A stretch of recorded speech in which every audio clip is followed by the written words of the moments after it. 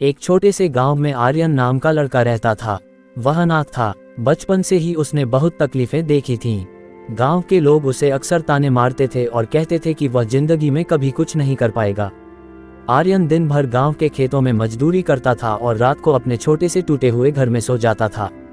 लेकिन उसके दिल में हमेशा एक सपना था कि एक दिन वह इतना ताकतवर बनेगा कि कोई भी उसे कमजोर नहीं कहेगा। एक रात जब वह काम से लौट रहा था, तभी उसे जंगल की तरफ से एक अजीब सी रोशनी दिखाई दी।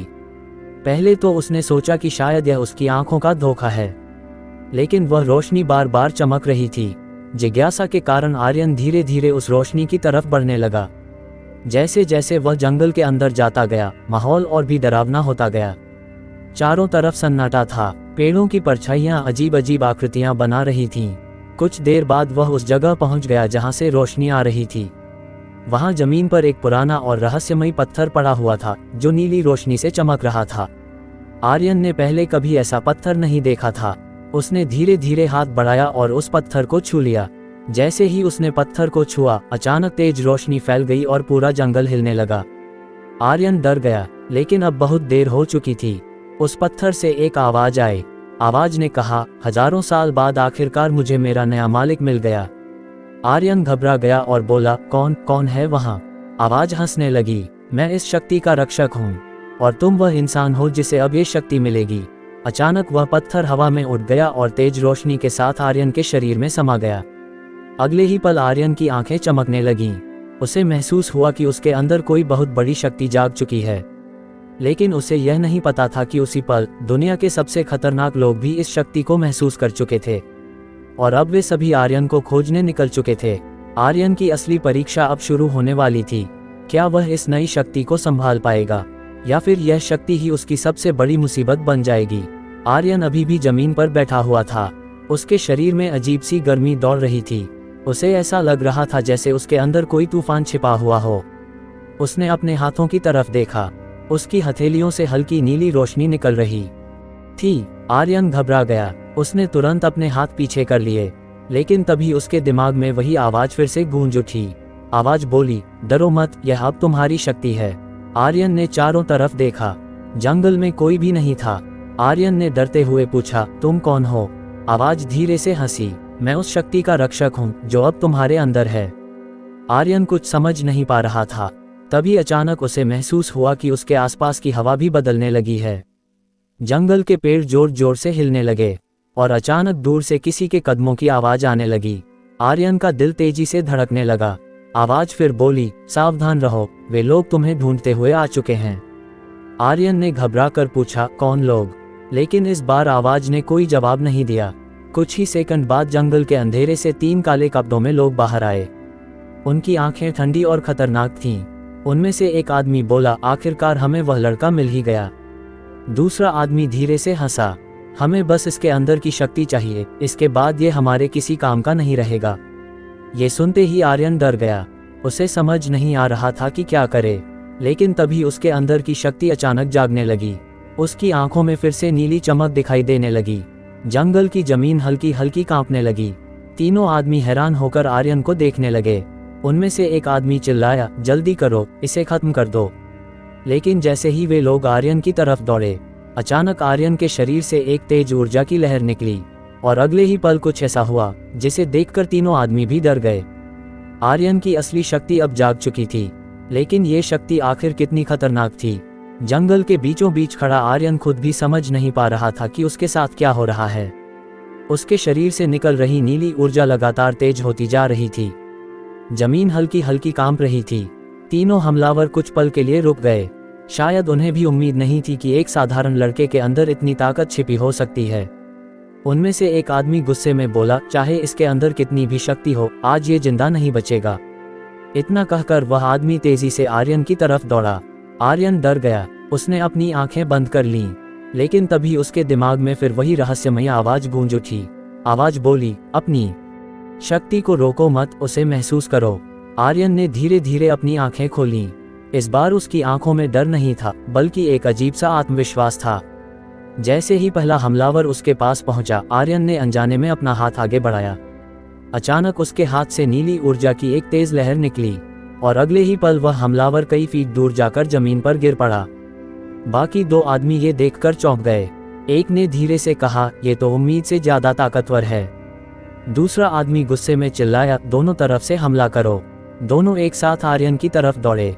आर्यन का दिल फिर तेजी से धड़कने लगा, लेकिन इस बार उसके अंदर की शक्ति खुद ही जाग रही थी। जैसे ही दोनों हमलावर उसके करीब पहुंचे, अचानक जमीन से नीली रोशनी की लपटें उठने लगीं। पूरा जंगल उस रोशनी से चमक उठा। कुछ सेकंड बाद जब रोशनी खत्म हुई तो दोनों हमलावर जमीन पर पड़े हुए थे और आर्यन बीच में खड़ा था, पूरी तरह सुरक्षित।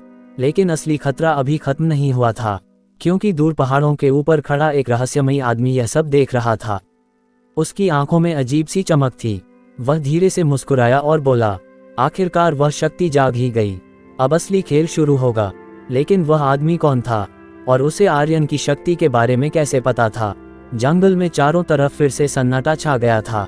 आर्यन अभी भी वहीं खड़ा था। उसकी सांसें तेज चल रही थीं। उसे समझ नहीं आ रहा था कि अभी जो हुआ वह सच था या सपना। उसने नीचे जमीन पर पड़े उन दोनों हमलावरों को देखा। वे बेहोश थे। आर्यन के हाथ अभी भी हल्की नीली रोशनी से चमक रहे थे। तभी उसके दिमाग में फिर वही रहस्यमयी आवाज गूंज उठी। आवाज बोली, अब तुम्हें सच्चाई जानने का समय आ गया है। आर्यन ने घबरा कर पूछा, कौन हो तुम? कुछ पल के लिए चारों तरफ खामोशी छा गई। फिर आवाज बोली, मैं वही हूँ जिसने तुम्हें ये शक्ति दी है। आर्यन ने हैरानी से पूछा, लेकिन क्यों? आवाज धीरे से बोली, क्योंकि तुम चुने गए हो। ये सुनकर आर्यन और भी हैरान हो गया। आवाज ने कहा, हजारों साल पहले इस दुनिया में एक बहुत खतरनाक शक्ति पैदा हुई थी। उस शक्ति ने पूरी दुनिया को अंधकार में धकेल दिया था। तब कुछ महान योद्धाओं ने मिलकर उस अंधकार को हराया और उसकी शक्ति को एक रहस्यमयी पत्थर में बंद कर दिया। लेकिन समय के साथ वह पत्थर कमजोर होने लगा और अब वह शक्ति फिर से जागने वाली है। आर्यन ने धीरे से पूछा, इसका मुझसे क्या संबंध है? आवाज बोली, क्योंकि अब तुम उस शक्ति के नए रक्षक हो। आर्यन कुछ बोल ही रहा था कि अचानक उसे दूर से किसी के कदमों की आवाज सुनाई दी। जंगल के अंधेरे में एक परछाई धीरे धीरे उसकी तरफ बढ़ रही थी। आर्यन का दिल तेजी से धड़कने लगा। जैसे ही वह आदमी रोशनी में आया, आर्यन की आंखें चौड़ी हो गईं, क्योंकि वह कोई और नहीं बल्कि वही रहस्यमयी आदमी था जो पहाड़ों से ये सब देख रहा था। उस आदमी के चेहरे पर एक खतरनाक मुस्कान थी। वह धीरे से बोला, तो तुम ही हो वह लड़का जिसके अंदर वह शक्ति छिपी है? आर्यन ने सावधानी से पूछा, तुम कौन हो? वह आदमी हंस पड़ा। उसने कहा, लोग मुझे एक ही नाम से जानते हैं, अंधकार का स्वामी। ये सुनते ही हवा अचानक ठंडी हो गई। आर्यन को तुरंत समझ आ गया कि असली खतरा अब उसके सामने खड़ा है। लेकिन क्या वह इस खतरनाक दुश्मन का सामना कर पाएगा? जंगल की हवा अचानक बहुत ठंडी हो गई थी। आर्यन के सामने खड़ा वह रहस्यमयी आदमी धीरे धीरे उसकी तरफ बढ़ रहा था। उसके चेहरे पर अजीब सी मुस्कान थी। आर्यन ने हिम्मत करके पूछा, तुम कौन हो? वह आदमी कुछ सेकंड तक चुप रहा, फिर धीरे से बोला, लोग मुझे अंधकार का स्वामी कहते हैं। ये नाम सुनते ही आर्यन के शरीर में सिहरन दौड़ गई। तभी उसके दिमाग में फिर वही रहस्यमयी आवाज गूंज उठी। आवाज ने कहा, सावधान रहो, ये बहुत खतरनाक है। आर्यन ने धीरे से पूछा, क्या यही वह अंधकार है जिसके बारे में तुमने बताया था? आवाज बोली, हाँ, और ये तुम्हें खत्म करने आया है। इतना सुनते ही अंधकार का स्वामी जोर से हंस पड़ा। वह बोला, लगता है उस पत्थर की आत्मा अभी भी जिंदा है। आर्यन हैरान रह गया। अंधकार का स्वामी आगे बोला, हजारों साल पहले मेरे अंदर की शक्ति को उसी पत्थर में बंद कर दिया गया था, लेकिन अब वह शक्ति तुम्हारे अंदर है। उसने ठंडी नजरों से आर्यन को देखा और बोला, इसलिए अगर मुझे अपनी पूरी ताकत वापस चाहिए तो मुझे तुम्हें खत्म करना होगा। इतना कहते ही उसके हाथ से काली ऊर्जा निकलने लगी। पूरे जंगल का माहौल अचानक डरावना हो गया। पेड़ जोर जोर से हिलने लगे। आर्यन का दिल तेजी से धड़कने लगा, लेकिन इस बार उसने भागने के बारे में नहीं सोचा। उसने धीरे धीरे अपने हाथ उठाए। उसकी हथेलियों से फिर वही नीली रोशनी निकलने लगी। दोनों की शक्तियां आमने सामने थीं। अंधकार का स्वामी मुस्कुराया और बोला, देखते हैं तुम्हारी नई शक्ति कितनी मजबूत है। और अगले ही पल उसने आर्यन पर हमला कर दिया। जंगल में एक भयानक धमाका हुआ। तेज रोशनी और काली ऊर्जा पूरे आसमान में फैल गई। लेकिन उस धमाके के बाद जो हुआ उसने सब कुछ बदल दिया, क्योंकि पहली बार आर्यन ने अपनी असली शक्ति की झलक दिखाई थी। लेकिन क्या वह अंधकार के स्वामी को हरा पाएगा? जंगल के बीच अचानक जोरदार धमाका हुआ। काली ऊर्जा और नीली रोशनी आपस में टकरा रही थीं। चारों तरफ तेज हवा चलने लगी। आर्यन पूरी ताकत से खड़ा था, लेकिन अंधकार का स्वामी उससे कहीं ज्यादा शक्तिशाली लग रहा था। अंधकार का स्वामी जोर से हंसा। वह बोला, बस इतनी ही ताकत है तुम्हारे अंदर। आर्यन पीछे की तरफ फिसल गया। उसके हाथ कांप रहे थे। उसे महसूस हो रहा था कि उसकी शक्ति धीरे धीरे कमजोर हो रही है। तभी उसके दिमाग में फिर वही रहस्यमय आवाज गूंज उठी। आवाज बोली, आर्यन, अपनी शक्ति को रोको मत। आर्यन ने धीरे से कहा, लेकिन मैं इसे नियंत्रित नहीं कर पा रहा। आवाज बोली, क्योंकि तुम डर रहे हो। डर को छोड़ो और अपनी असली शक्ति को स्वीकार करो। आर्यन ने अपनी आंखें बंद कर लीं। कुछ सेकंड तक चारों तरफ सिर्फ हवा की आवाज थी। फिर अचानक उसकी आंखें खुलीं। इस बार उसकी आंखों की नीली चमक पहले से कहीं ज्यादा तेज थी। जंगल की जमीन फिर से कांपने लगी। अंधकार का स्वामी पहली बार थोड़ा हैरान दिखा। वह बोला, ये कैसे संभव है? आर्यन के शरीर से तेज ऊर्जा निकलने लगी। उसके आसपास हवा में नीली रोशनी घूमने लगी। आर्यन ने धीरे से अपना हाथ आगे बढ़ाया और अगले ही पल उसकी हथेली से एक बहुत तेज ऊर्जा की लहर निकली। वह लहर सीधे अंधकार के स्वामी से टकराए। जंगल में फिर एक जोरदार धमाका हुआ। कुछ सेकंड बाद धूल और धुआं धीरे धीरे हटने लगा। आर्यन भारी सांस लेते हुए खड़ा था, लेकिन उसके सामने अंधकार का स्वामी अभी भी खड़ा था। हालांकि इस बार उसके चेहरे पर मुस्कान नहीं थी। वह धीरे से बोला, लगता है तुम मेरी उम्मीद से ज्यादा खतरनाक हो। फिर उसने कहा, लेकिन ये लड़ाई अभी खत्म नहीं हुई है। इतना कहकर वह अचानक काली धुंध में गायब हो गया। जंगल में फिर सन्नाटा छा गया। आर्यन थककर जमीन पर बैठ गया। उसे समझ नहीं आ रहा था कि अभी क्या हुआ, लेकिन उसे यह बिल्कुल भी पता नहीं था कि दूर पहाड़ों के बीच एक रहस्यमय बूढ़ा आदमी यह सब देख रहा था। और वह धीरे से बोला, समय आ गया है इस लड़के को ट्रेनिंग देने का। लेकिन वह बूढ़ा आदमी कौन था, और क्या वही आर्यन का गुरु बनने वाला था? जंगल में फिर से शांति लौट आई थी। आर्यन अभी भी जमीन पर बैठा हुआ था। उसकी सांसें भारी हो चुकी थीं। अभी कुछ देर पहले जो भयानक लड़ाई हुई थी, उसने उसकी सारी ताकत लगभग खत्म कर दी थी। उसे समझ नहीं आ रहा था कि उसके साथ क्या हो रहा है। तभी अचानक उसे पीछे से किसी के कदमों की आवाज सुनाई दी। आर्यन तुरंत सावधान हो गया। उसने मुड़कर देखा। उसके पीछे एक बूढ़ा आदमी खड़ा था।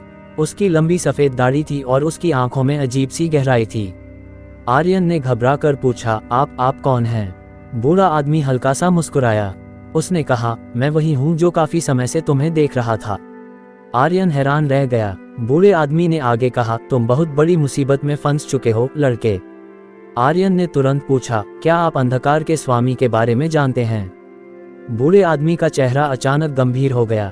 उसने धीरे से कहा, हाँ, मैं उसे बहुत अच्छी तरह जानता हूँ, क्योंकि हजारों साल पहले मैं ही उन योद्धाओं में से एक था जिन्होंने उसकी शक्ति को उस रहस्यमय पत्थर में बंद किया था। ये सुनकर आर्यन की आंखें चौड़ी हो गईं। आर्यन ने हैरानी से पूछा, क्या सच में? बूढ़ा आदमी धीरे से सिर हिलाने लगा।